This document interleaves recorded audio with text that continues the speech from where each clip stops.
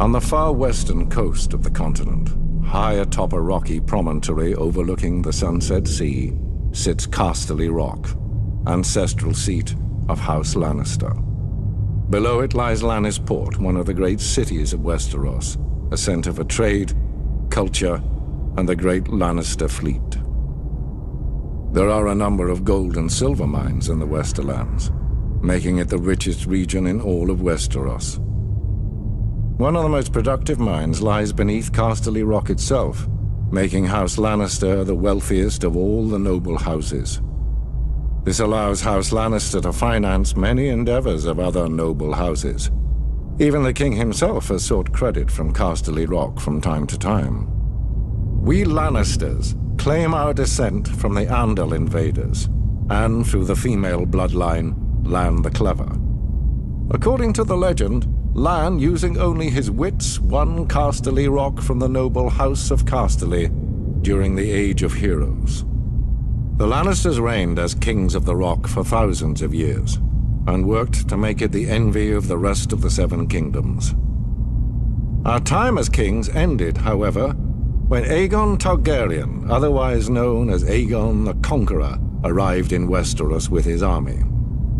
The last king of the Rock, King Loren Lannister, joined forces with King Mern Gardener, the king of the Reach. Together, with 60,000 men, they met the Targaryen host in open battle. History tells us that Aegon unleashed all 3 of his dragons, slaughtering 4,000 men at what came to be known as the Field of Fire. King Mern himself was burned alive that day, and House Gardener turned to ash with him. Seeing both the threat and opportunity the Targaryens represented, Loren wisely surrendered and aided Aegon in his further conquest of Westeros.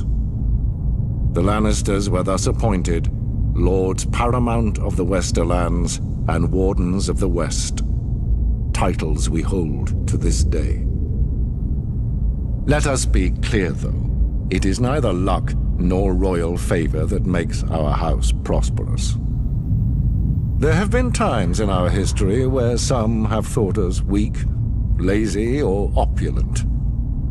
My father, Titus Lannister, nearly bankrupted our house with his poor investments, and allowed himself to be mocked openly at court.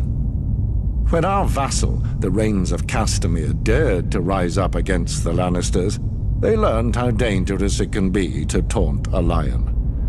I, Tywin Lannister, led the assault on Castamere to put down this rebellion. I made an example of them, to anyone who doubts our might. They even made a quaint song about the fates of the Rains of Castamere. Sadly, there are no Rains left to hear it. Today, the Golden Lion of Lannister is rightly admired and feared throughout the Seven Kingdoms.